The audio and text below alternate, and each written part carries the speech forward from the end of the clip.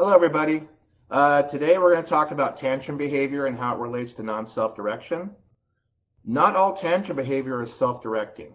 And when I make that statement, I refer to California case law, Calderon v. Anderson, and the Department of Social Services provided examples of potentially self-injurious behavior for the Superior Court case back in 1996. And I want to read the citation to you. They stated that some recipients are old, suffering degenerative diseases, others are young but retarded, epileptic, blind, brain damaged, or schizophrenic. The recipients cannot protect themselves from injury. Some are self-destructive. One example, one autistic, blind, and brain damaged child lapses into seizures and temper tantrums, venting his frustration by banging his head against the wall. Others cannot control normal but potentially hazardous activities such as cooking or smoking a cigarette. So clearly, CDSS has identified that it is possible that tantrum behavior can be considered to be non-self-directing behavior that's worthy of protective supervision. For a tantrum to be excluded, there must be a finding of fact that the recipient knows the specific tantrum-related behavior may cause self-harm but does it anyway.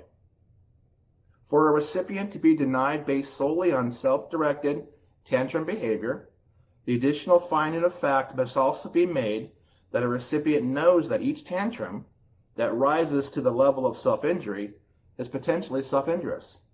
This standard is based upon the following CDSS policy, which comes from All County Letter 1525, and it states that if a recipient displays self-injurious behavior that would qualify for protective supervision, but also displays excluded behaviors based on MPP 30-757.172, they may still be eligible for protective supervision for the non-excluded behavior. This advocate is calling on CDSS to rewrite All County Letter 1795, as it contains language that is plainly erroneous and contradictory to other clarifications, regulations, statutes, and case law. The language found within All County Letter 1795 provides inverted and erroneous clarification on 2 points. We would like CDSS to acknowledge these points are problematic and can lead to absurd outcomes. We would like CDSS to rewrite the language pertaining to these points, as the language is confusing. These are our concerns. Number 1, an unspecified quantity of self-directing behavior does not result in instant termination of protective supervision. A sufficient quantity of evidence of non-self-direction is what warrants the approval of protective supervision. Evidence of self-direction does not warrant the denial of protective supervision. And if in a insufficient quantity of evidence of non-self-direction would ultimately warrant the denial of protective supervision. Number 2, tantrum behavior cannot be excluded from protective supervision consideration unless a finding of fact is made as to whether all examples of potentially self-injurious tantrum behavior are intentional and executed with knowledge that they cause self-harm. This exclusion comes from CDSS policy and states that specific examples of potential self-injury may be excluded from protective supervision consideration when found to be intentional acts of self-destruction accompanied by the knowledge that this act may cause self-harm. However, CDSS policy also discusses the bifurcation, as we talked about before from 1525, of such examples from those that lack such a finding of fact. Not all tantrums are automatically excludable. Here is where the conflict originates. It is possible for a recipient to exhibit both non-self-directing and self-directing behavior and still be awarded protective supervision. The variable functioning and episodic behaviors are both topics that are memorialized in other CDSS policy and procedure. This is not a matter that is something that has not been discussed over and over again in other topics, in other documents. The variable functioning is something that's been discussed in notes from the Training Bureau. The argument of the episodic behavior is something that's talked about in both 1525 and 1795. So what can you do to improve the likelihood that your child's tantrum behaviors are correctly analyzed? Well, today I'm going to give you the advice that each one of you who has ABA and or has a behavioral intervention plan at school should make it a point to either discuss with the supervisor if it's ABA or call for an emergency IEP meeting if it's school related and have a clause placed in applicable documents. And what that clause indicates is that even though the document probably has goals that are stated to say something to the effect of the individual will engage in, let's use headbanging as an example, will engage in headbanging if denied access to preferred activity or item. So what a social worker will do is they'll review that statement and they'll make the assumption that that behavior is something that is self-directed because they are, in their opinion, trying to influence the outcome of somebody taking away something from them or denying them access to something. And the social worker theorizes that because of the fact that the individual tries to, say, headbang as a result of being denied that access, is trying to change the outcome of the situation. I, of course, find that to be absurd. And the reason why I find that to be absurd is that this is the same individual that has an ABA or an IEP or a behavioral implementation plan because of the fact that they have a mental impairment. And it's kind of counterintuitive to believe that an individual who has a mental impairment has the ability to be able to premeditate such behavior in order to influence the outcome. I believe it's more along the lines of rigid responses, which if the child has a diagnosis of autism, it's very possible that that's part of the DSM-5 criteria. And so it's my opinion that it's not proactive, it's reactive. It's equivalent, in my opinion, to what somebody might witness, say, for example, at a funeral. I think it's everyone here would agree that nobody would believe that the purpose of someone crying or showing grief at a funeral is an attempt to resurrect the dead. That's just a really silly belief. However, when it comes to our kiddos with protective supervision and non-self-direction, you have an individual who has a mental impairment who, in a specific matter that I'm just recently written a hearing request for, was severely impaired in judgment. And this individual was found to be self-directing due to the language that was in the ABA report. And the fact of the matter is, as previously stated, there needs to be a finding, a fact, that behavior must be done with knowledge that the behavior is, or at least they understand the consequences of the behavior. They understand that it's dangerous.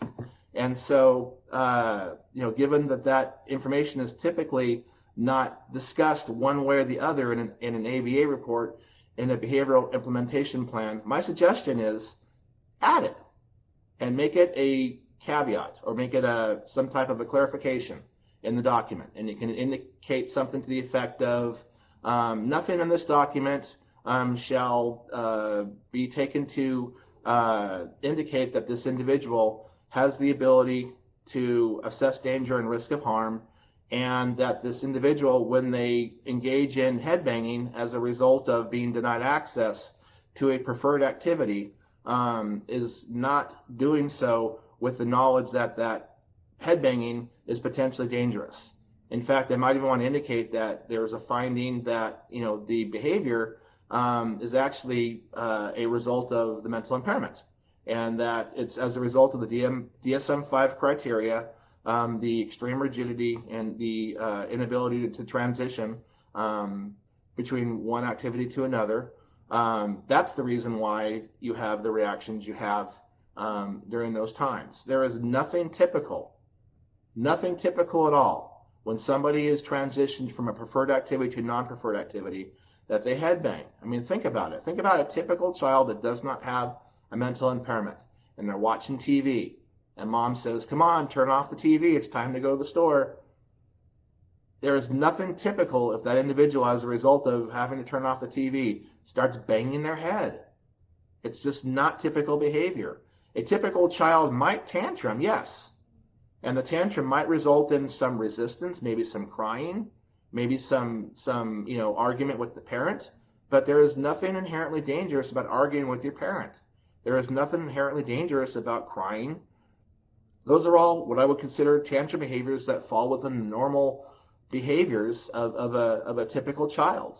What makes it something that is worthy of protective supervision is when that grief escalates to a level of potential self-injury. And to try to make an argument without having a finding of fact out as to whether or not the recipient understands that banging their head as a result of being denied access to preferred activity is something that's potentially dangerous would lead to absurd consequences. And unfortunately, this advocate has seen that time and time again.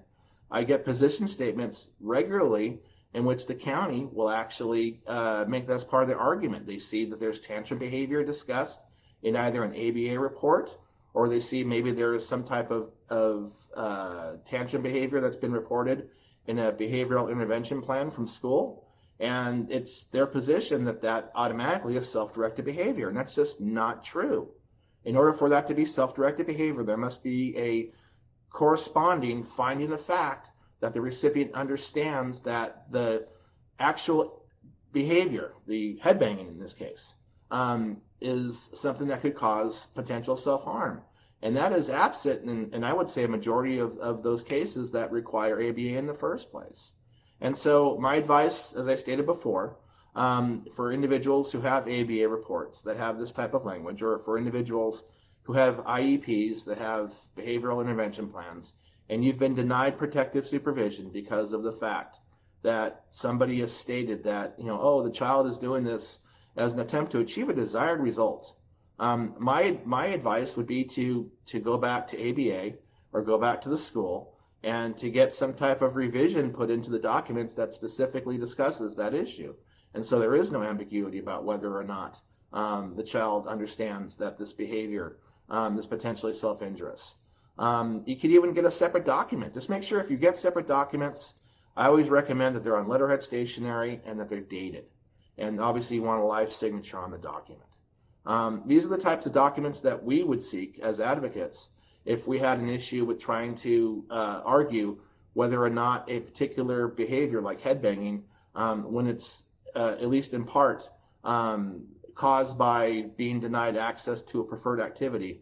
These are the types of documentation that we would seek in order to be able to establish that even though there is cause and effect, even though we know that there's an activity that's being denied and the effect is the headbanging, that the recipient doesn't understand that headbanging is potentially dangerous, and therefore protective supervision is still warranted. Any questions? Yeah, we have a couple general questions. Okay. Amber, she says, I've applied for protective supervision for my son and received no response from the social worker. Is this normal? How long has it been? Does it say? She does not say.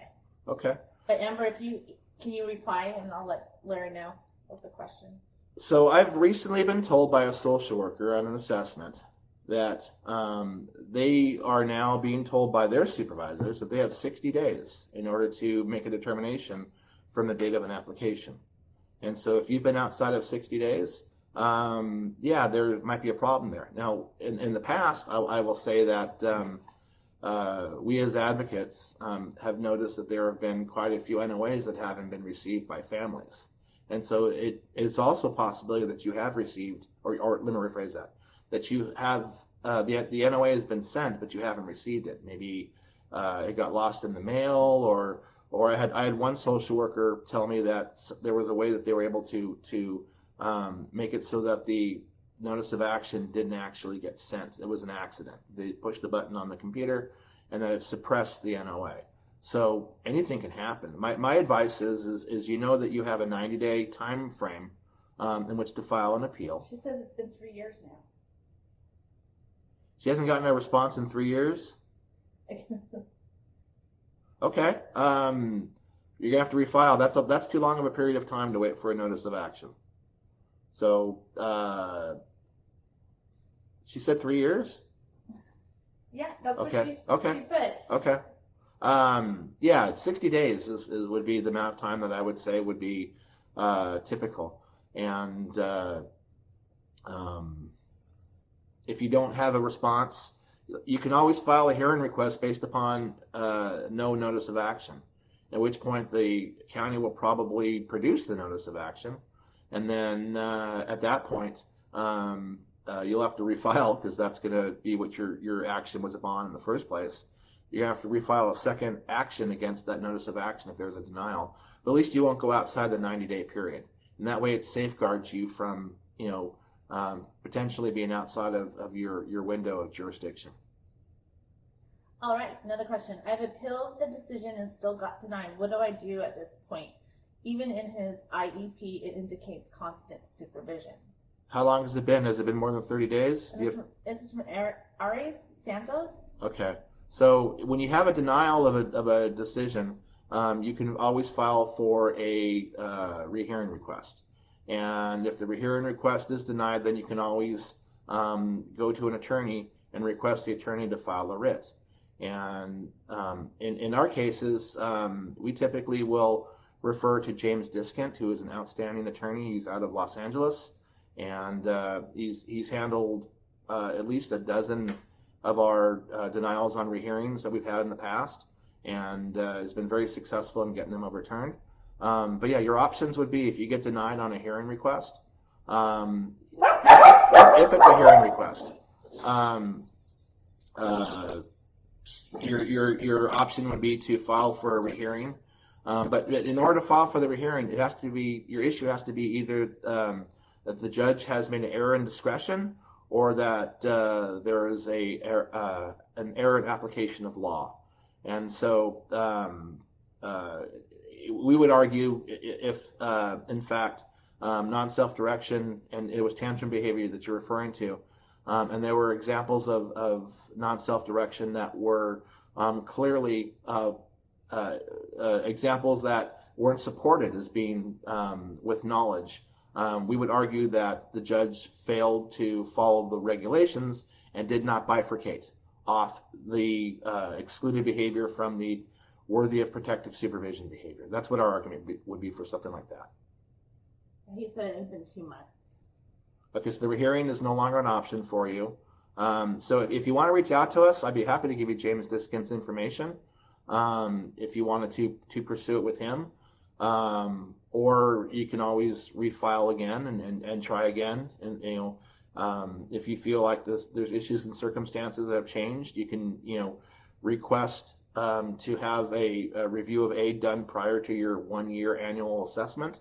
If you have no hours at all, you can apply instantly because it's a new application.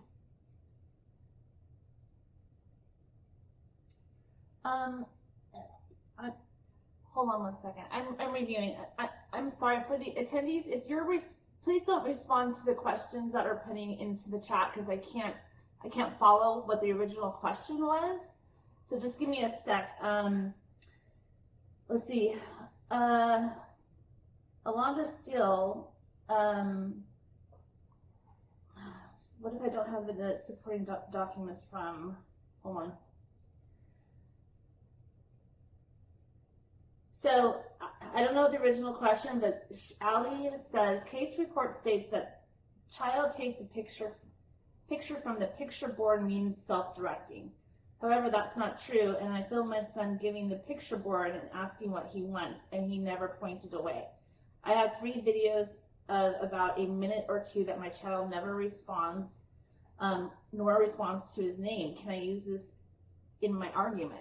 So non-self-direction is an inability to assess danger and risk of harm. It has a different definition than, say, the definition you might have either from school or perhaps maybe from therapy. So being self-directed when it comes to certain settings that I've reviewed is actually the opposite of what we do.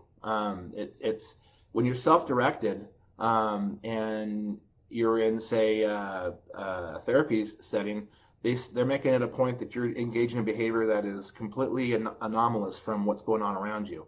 and that you're doing something on your own versus what you're supposed to be doing in the collective environment. I've also seen self-direction as being a term, as you've indicated here, where somebody has the ability to do something like take something off of a board and put it into a different location. But that doesn't tell me anything as to whether or not the recipient is able to assess danger and risk of harm. And so in terms of determining the ability to assess danger and risk of harm, you'd want to look at, if it's a younger kid, actual examples where the child attempts or has actually successfully completed potentially dangerous behavior. If it's an older kid, you would be able to potentially argue that same argument, plus also make an argument that the behavior is masked because you, as the caregiver, are already providing a level of supervision equivalent to protective supervision, and that you don't allow behavior to actually materialize in the first place. And so, the way you would argue something like that would be to, obviously, you would include evidence of mental impairment, which would be things from your doctor, maybe citations from school and such. But then you also want to have examples of, if not actual behavior, attempts at behavior, and that's where a behavior log would come in, maybe citations that were provided either as ABA reports, or maybe from an IEP meeting. Maybe a teacher reported at an IEP that your child engages in a specific behavior. Maybe it was witnessed by the doctor in the doctor's office, and maybe the doctor actually indicates that they are aware of potentially self-injurious behavior, and that it's not just the parent reporting aspects of the 821, but there's actually some personal observation that has been done, in regards to the child. So in terms of protective supervision, something like that obviously is something that would be very useful, but you really want to focus on the issue of potential for injury, because that's what protective supervision is for. It's supposed to be for you to essentially monitor the behavior of your child, and that when your child attempts to do something that is potentially self-injurious, you have to jump in and stop it. And so the best way for you to establish that there's a need is to show the times that you've had to jump in and stop it. And so, or someone else has had to jump in and stop it. So that's what you're looking for. All right. Question from Cindy. Does IHSS keep track of all of your applications? On reapplication, wouldn't IHSS use the same reasons to deny? So IHSS protective supervision has an age component to it. And so, yeah, you could sit there and say, I applied last year. I understand that. But each year they're supposed to provide a new assessment based upon the issues and circumstances at the time of the application. And with young kids especially, it's very possible that someone's needs could have potentially changed significantly, say between the age of 3 and 4 or 4 and 5. And so because of the fact that those changes can occur so quickly at such a young age, it is a relevant argument, and obviously your documents would be different. If your child is getting better, that should be an indication that maybe protective supervision is not warranted, and that eventually down the road, maybe when your child's a little older, that they'll be able to, participate in more general ed activities or more community activities. And that's a wonderful thing. That's a fantastic thing. But if it's the opposite and your child seems to either be stagnant and not progressing, or if they're actually regressing, when other kids are expected to progress, say from age 3 to 4, 4 to 5, there's milestones for things like that. Well, that would be a consideration as to why it is that you're asking for protective supervision at a different age. So yeah, different applications have different criteria, and your application age 3 is going to be different than, say, your application age 4 or application age 5, or maybe your application age 3 had an IEP that was different than the application age 4, or maybe your doctor's different. It just depends on if you have different criteria between the applications. All right. Does anybody have any additional questions? You can type them into chat now. And if I didn't catch a question that was previously asked, can you retype that as well? Just give it a couple of seconds, and if if we don't have any more questions, then we'll sign off. Okay.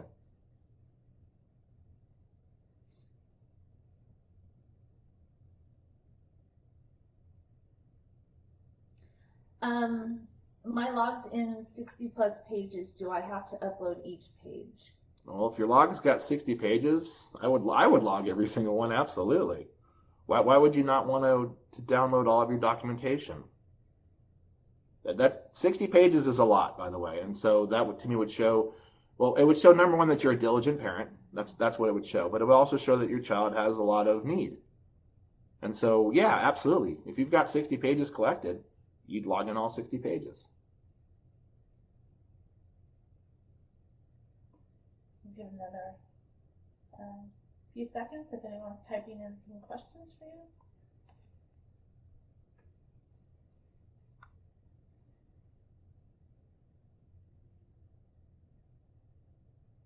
I don't think we have any more questions, but you can they can contact you. Right? Yeah, absolutely. IHSSadvocates@gmail.com.